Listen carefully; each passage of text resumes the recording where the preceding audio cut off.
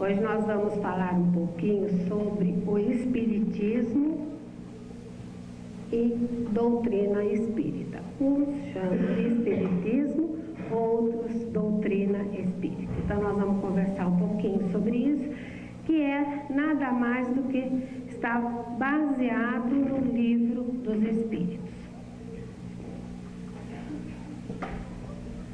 O que é a doutrina espírita? É o conjunto de princípios e de leis que foram revelados pelos espíritos superiores. Foram revelados através de médiuns que colaboraram com o professor francês, que tem um nome muito comprido, que eu não sei falar direitinho, então eu vou chamá-lo já direto pelo pseudônimo que foi Allan Kardec. Então, esses espíritos superiores ajudaram Allan Kardec a codificar a doutrina espírita, juntamente com os médiuns que colaboraram com ele. A codificação espírita. O que seria essa codificação espírita? Seria o conjunto dos princípios e leis que foram revelados pelos espíritos e que Allan Kardec colocou todos num livro. O primeiro livro falando sobre a doutrina espírita foi o Livro dos Espíritos, que foi lançado no dia 18 de abril de 1857. Este Livro dos Espíritos, ele é formado, na verdade, por 4 livros, e desses 4 livros, contidos em um só, desses 4 livros é que saíram as demais obras. Livro dos Médiuns, Evangelho segundo o Espiritismo, Céu e Inferno e a Gênese. Então, esses livros aí fazem o Pentateuco espírita. Aí é que nós encontramos toda a doutrina. Qualquer dúvida que nós tenhamos, nós vamos no Livro dos Espíritos, que lá nós encontramos. E se nós quisermos nos aprofundar no assunto, nós lemos qualquer um desses outros livros, que é a ampliação dos assuntos que são tratados dentro do Livro dos Espíritos.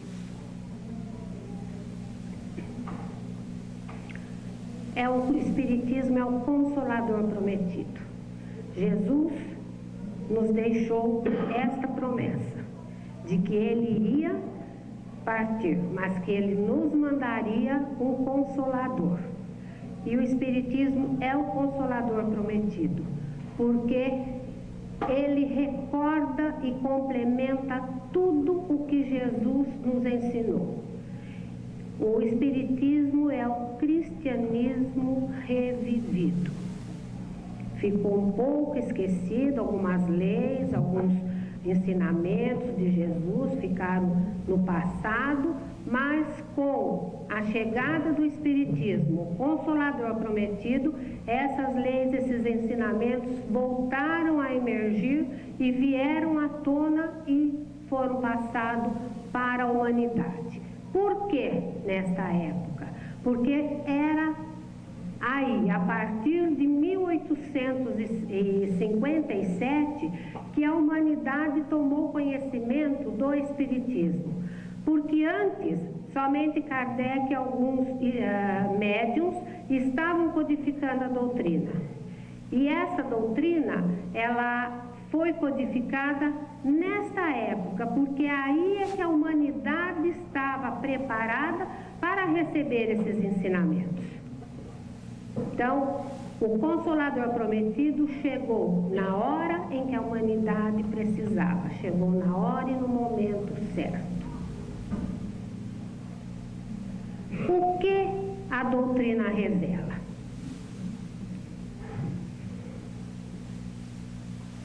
Revela conceitos novos e mais aprofundados a respeito de Deus.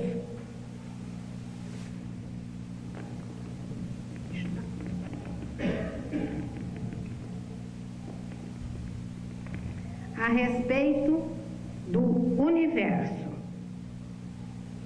e a respeito dos homens, dos espíritos e das leis que regem a nossa vida. Ele revela ainda o que somos, de onde viemos e para onde iremos. Qual é o objetivo da nossa passagem aqui por esse planeta? Qual o objetivo da nossa existência?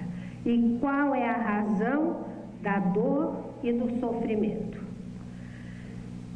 Se nós nos conscientizarmos de que existem várias existências, que nós não temos uma única vida, nós vamos entender o porquê que alguns nascem ricos e outros pobres, alguns nascem defeituosos, outros nascem perfeitos, alguns nascem bonitos, outros feios e assim por diante.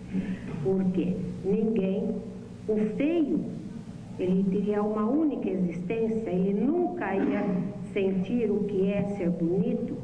O rico nunca iria sentir o que passa, as dificuldades pelas quais passa o pobre, e assim por diante. Então, é acreditando nas existências, nas várias existências, é que nós vamos conseguir compreender as diferenças que existem aqui. E não iremos mais dizer, poxa, Deus tinha que fazer isso comigo. Estudando a doutrina, nós vamos ver que Ele nada faz conosco, nós é que fazemos. Nós é que fazemos, Ele simplesmente nos criou. Qual é a sua abrangência? O que é que o Espiritismo abrange? Conceitos novos sobre o homem e tudo aquilo que o cerca. Todas as áreas do conhecimento, as atividades e a do comportamento humano. O Espiritismo também deve e pode ser estudado nos vários aspectos. Científico. O Espiritismo, ele tem por base os métodos científicos. A ciência nos dias atuais está já provando tudo aquilo que os espíritos falaram e que parecia ser um sobrenatural, uma coisa muito... Quem não tem noção da doutrina espíritos puros, mas ele também nasceu simples e ignorante. Quando a gente diz ignorante, é no sentido de não conhecer nada. Com a nossa evolução, nós vamos adquirindo conhecimento e quando nós chegamos a ter consciência, quando nós aprendermos a distinguir o bem e o mal, aí nós já iremos caminhar sozinhos. Porque até então, nós temos os espíritos amigos, os espíritos protetores, os mentores que vão nos auxiliando. A partir do momento que nós temos consciência, que nós aprendemos o que é o bem e o que é o mal, aí nós já temos as nossas próprias pernas. Continuaremos, sim, tendo a ajuda do plano espiritual. Só que nós vamos decidir se nós queremos esta ajuda. O nosso espírito protetor, nosso anjo de guarda, vai estar aqui no nosso ouvido dizendo, vai pelo caminho do meio, mas eu posso muito bem não ouvir e ir para o caminho da direita e para o caminho da esquerda. É eu que vou decidir. Só que depois eu tenho que arcar com as consequências. Aquele caminho pode me levar a um lamaçal e eu não ter saída.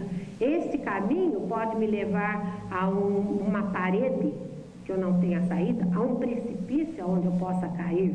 Então eu vou ter que arcar com as consequências do caminho que eu seguir. E isso se chama livre-arbítrio. Você tem a livre escolha daquilo que você quiser fazer. Os espíritos preservam sua individualidade. Eu, espírito Kátia, serei sempre espírito Kátia. Eu posso me chamar João, Maria, Pedro, Barnabé, lá o que for, mas isso sou eu, espírito eu. Eu fui criada assim e eu vou evoluir assim.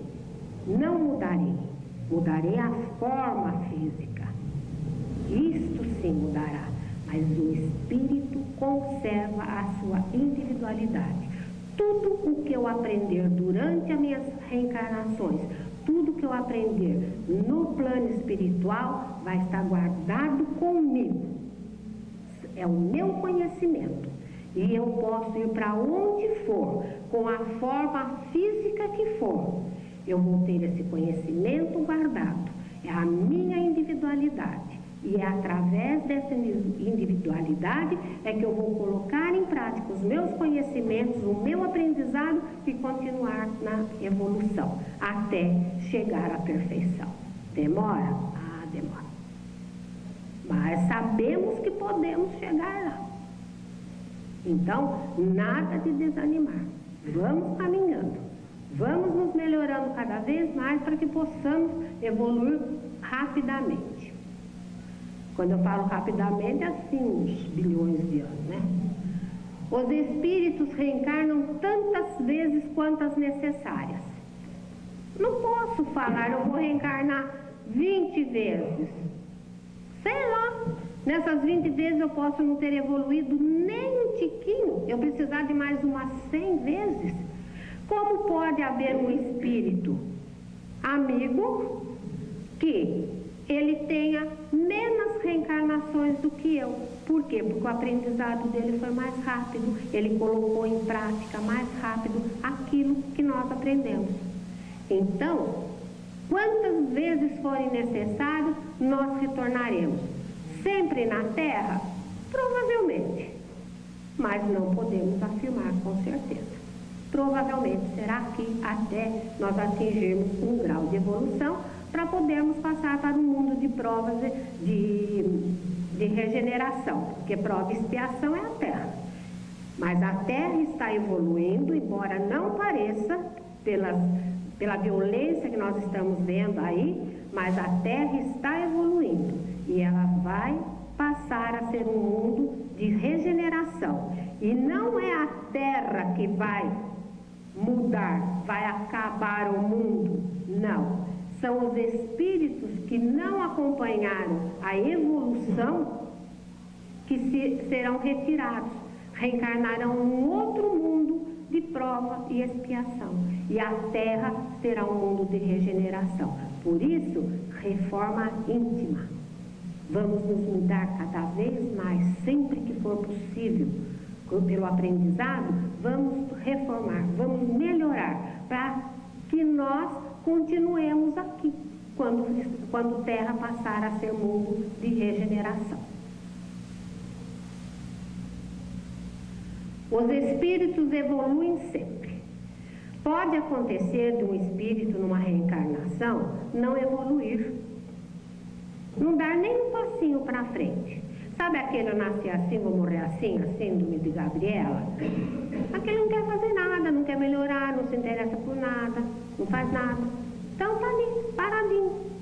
Aquele irmão que se isola, o eremita, o ermitão, é uma reencarnação perdida, estacionária, porque não passou pelas provas da existência. Então, estacionou, mas não regrediu, nunca. O espírito nunca regride. Ele pode ficar estacionário, 1, 2, 3 reencarnações, quantas ele quiser. Mas regredir, ele não regride nunca. Ele só vai avançar. Por isso, quem aí fala, a próxima encarnação eu quero nascer passarinho, desista. Não vai nascer passarinho.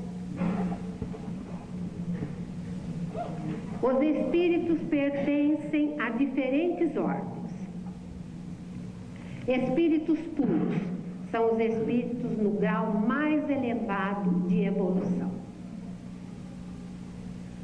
Os bons espíritos são aqueles espíritos que estão numa evolução mais elevada do que a nossa.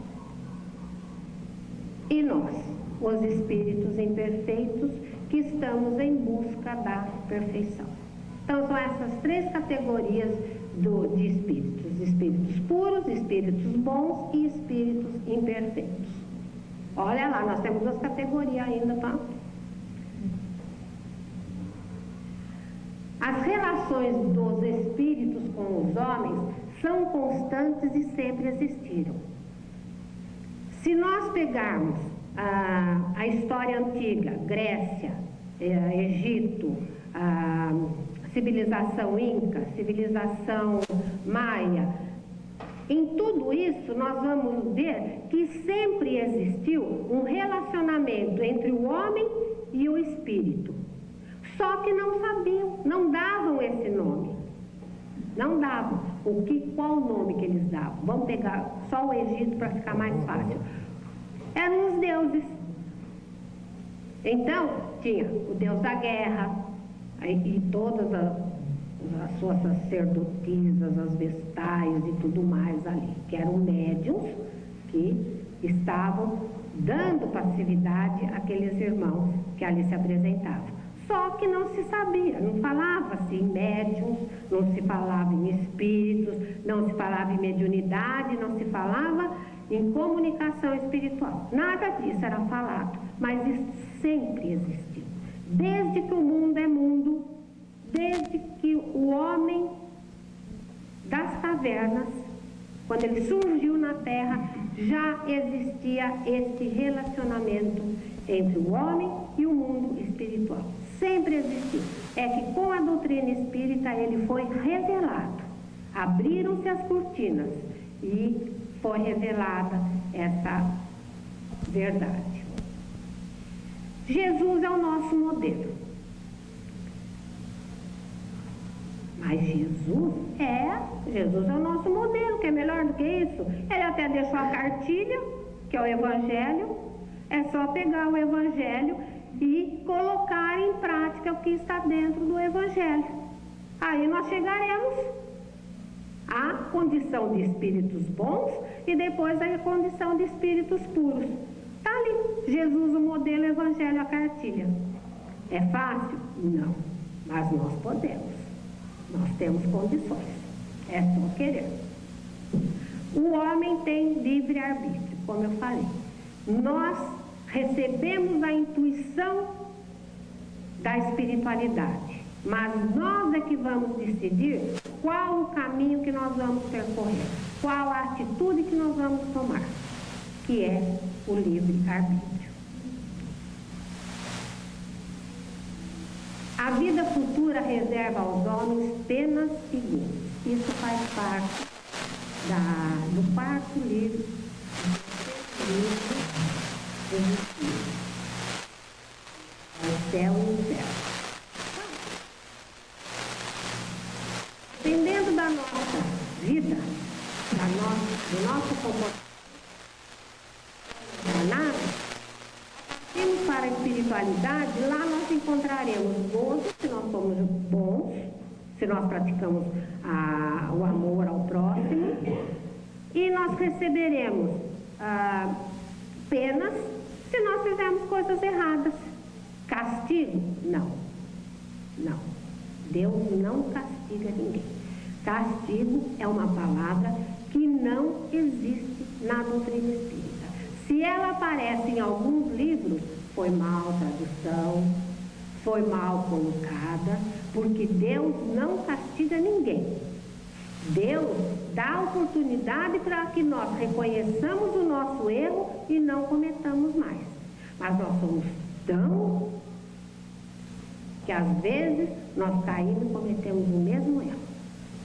Passamos uma encarnação cometendo um erro, partimos para a espiritualidade, aprendemos, temos a oportunidade de corrigir esse erro.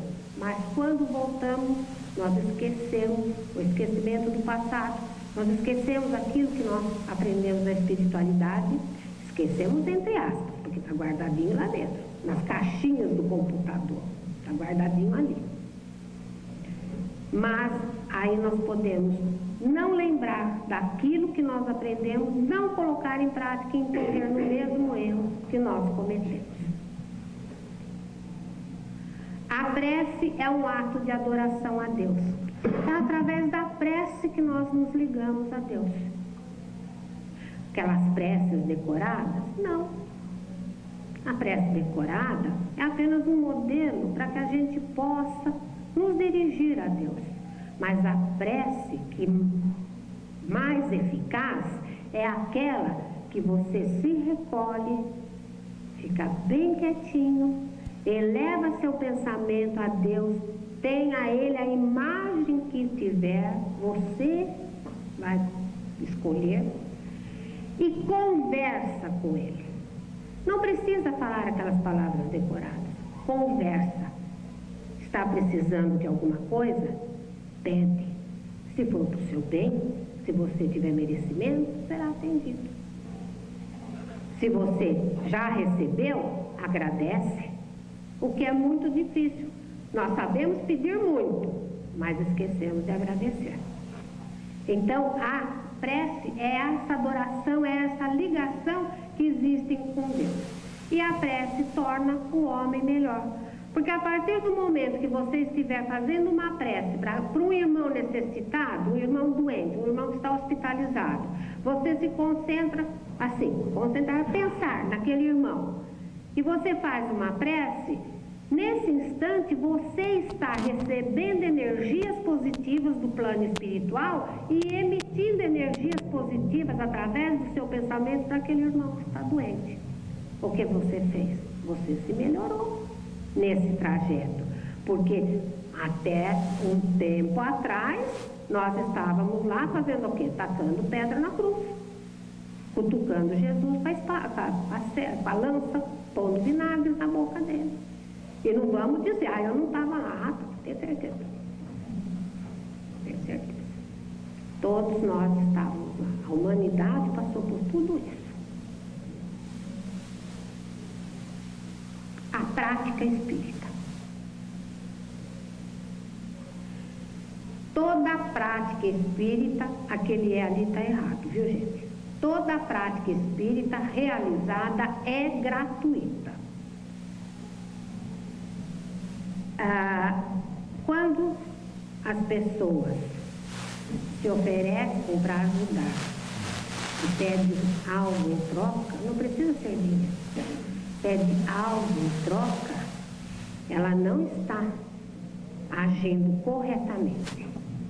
Porque dentro do Evangelho, dentro dos ensinamentos, Jesus já nos diz: dai de graça o que de graça recebeis. Se nós recebemos o dom da mediunidade, o dom de poder ajudar os outros, como é que nós vamos cobrar? E como é que eu vou garantir para a pessoa que naquele instante que ela vem me pedir alguma coisa, o meu espírito amigo, o meu espírito protetor, os amigos espirituais vão se fazer presente e vão realizar aquilo que está pedindo? Eu não tenho controle sobre isso, absolutamente. E a partir do momento que eu começar a querer algo em troca daquilo que eu estou realizando, esses espíritos amigos vão se afastando e vão se aproximando dos espíritos menos evoluídos. E aí nós começamos a incorrer em erros, prejudicando a nós, prejudicando ao semelhante. Então, dai de graça o que de graça recebeste. Toda prática mediúnica mediúnica e espírita é gratuita. A prática espírita é realizada sem nenhum culto interior. Não precisa de nada. O que nós temos que fazer? Mentalizar. Mentalizar a Deus. Mentalizar um espírito amigo. Então, não há necessidade. E muito menos de ritual rituais ou formas de culto exterior. Nós não temos imagem. Aqui nós temos apenas o quadro de Allan Kardec, que é para saber que foi ele que foi o codificador e que nos apresentou a doutrina espírita. Não temos altares, não temos roupas especiais, não temos nenhum rito especial de missa, procissão, não temos nada disso. Mas o Espiritismo não impõe a ninguém os seus princípios, mas ele respeita toda e qualquer religião, toda. Nós não fazemos distinção, todas elas são boas. Cada uma tem o seu princípio, cada uma tem o seu modo de agir, e nós respeitamos todas elas. A mediunidade é inata, a mediunidade nasce conosco. Mas eu não sou médium. É? A hora que você está orando, mentalizando alguém, o que você está fazendo? Você está transmitindo energias positivas àquele irmão. É a sua mediunidade que está sendo colocada em prática. As nossas irmãs que vêm aqui no sábado preparar o almoço das crianças, é a mediunidade que está sendo colocada em prática. A irmã que fica na porta recebendo as pessoas que vão chegando, é a mediunidade que está sendo colocada em prática. Nós temos o grave erro de achar que mediunidade é falar com o espírito. Não, esse aí, falar com o espírito é apenas um modo da mediunidade. Mas tudo o que nós fazemos, nós estamos colocando a nossa mediunidade. A irmã que vem, varre o centro, ela está colocando a mediunidade dela em prática, ela está tirando todo aquele fluido negativo aqui e está levando para fora. A gente não pensa, a gente só olha a sujeira, não pensa naquilo que pode estar sendo retirado. Então a mediunidade nasce conosco, todos nós somos médios, todos nós temos mediunidade. Só que alguns têm ela mais ostensiva, aparece mais, outros têm ela mais recolhida, mas todos nós temos. A prática mediúnica é exercida dentro da moral cristã. Eu não posso exercer a mediunidade para fazer mal para alguém.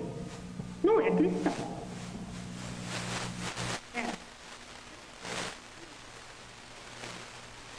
Moral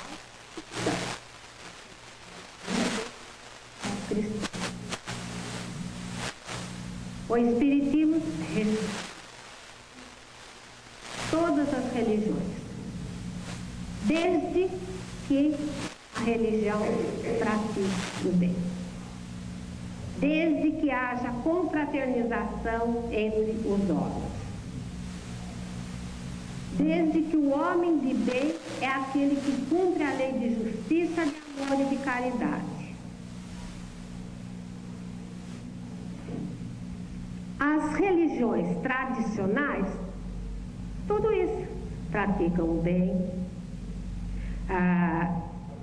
o homem de bem pratica a lei do amor, da justiça e da caridade. Então não tem por que não respeitá-las, porque elas têm cultos exteriores. O que interessa é o que está no interior, é aquilo que nós pensamos, é a maneira como nós agimos. Agora, se tem uma maneira mais ostensiva para praticar a religião, tudo bem. Desde que esteja dentro dos princípios cristãos, não tem problema algum e é respeitada pelo Espiritismo. E, finalmente, os princípios que resumem o Espiritismo.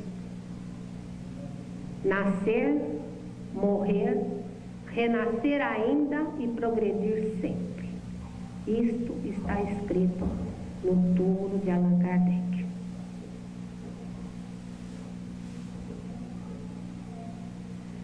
E Allan Kardec disse que a fé inabalável só o é a que encara frente a frente a razão em todas as épocas da humanidade. Se nós pegarmos o Livro dos Espíritos e começarmos a ler, nós vamos ver que ele é atualíssimo e foi escrito em 1857, mas ele é atualíssimo. Nós vamos encontrar explicações para as barbaridades que nós estamos vendo por aí. Nós vamos encontrar explicações para as catástrofes naturais que nós estamos vendo. Nós vamos encontrar explicações para as maravilhas também que nós estamos vendo. Então, tudo nós encontramos explicação. E ele é de 1857. Ele está atualíssimo. Então, a fé inabalável é aquela que encara, em qualquer época da vida, a época da humanidade, a razão. Não podemos ter nada que fuja da nossa razão, nada de coisa imaginária, espalhafatosa. Tem que a fé tem que ser racional, raciocinada. Se nós apresentarmos alguma coisa aqui e você não estiver de acordo, você tem todo o direito de perguntar, de questionar, de procurar na literatura espírita uma explicação. E encontra. A gente encontra explicação para tudo. E, finalmente, fora da caridade não há salvação. Qual é o nosso caminho para que nós façamos a nossa transformação íntima, para que através dela nós possamos evoluir espiritualmente e deixar de sermos espíritos impuros e passarmos a ser espíritos bons, seja em quantas reencarnações forem? É a prática da caridade. Qualquer coisa, desde a caridade material, que é doar mantimentos, agasalhos, esmola, dinheiro, até a prática moral, aconselhar um amigo, um irmão, dar um abraço naquele que está desesperado, que está doente, dar um sorriso para a pessoa que está triste, tentar alegrá-la. Ouvir os mais velhos que adoram contar histórias do antigamente, parar, ouvir, dar atenção. Tudo isso é caridade. E cada vez que nós estivermos fazendo qualquer coisa dessas, nós estamos nos transformando, nos melhorando intimamente. A famosa reforma íntima. Só que reforma, a impressão que tem que derrubar tudo e começar de novo. Não, então é transformação íntima. Então nós vamos nos transformar no nosso interior, para que nós possamos continuar evoluindo e chegarmos à condição de espíritos bons e depois espíritos puros, que foi este o objetivo da nossa criação. Deus nos criou para isso. E nós temos todas as condições possíveis e imagináveis para chegar a isso, para chegar a esse grau de perfeição. Só basta pegar o Evangelho de Jesus e colocar em prática o que está ali. É difícil, é complicado, mas podemos e devemos. Começamos lá de baixo e vamos crescendo aos poucos. Começamos dando uma moedinha para o irmão necessitado e aos poucos nós vamos evoluindo para a caridade moral, que é a caridade mais valiosa, que é aquela que a gente vai realmente ajudar aquele nosso irmão, para que ele também possa evoluir e deixar de ser um espírito imperfeito e caminhar para um grau de perfeição melhor. Que Jesus nos ampare, nos proteja, que nos dê força suficiente para que possamos colocar em prática os ensinamentos de Jesus e evoluirmos na nossa caminhada. Obrigado, Pai, obrigado, Jesus, obrigado, Espírito de Deus. Graças.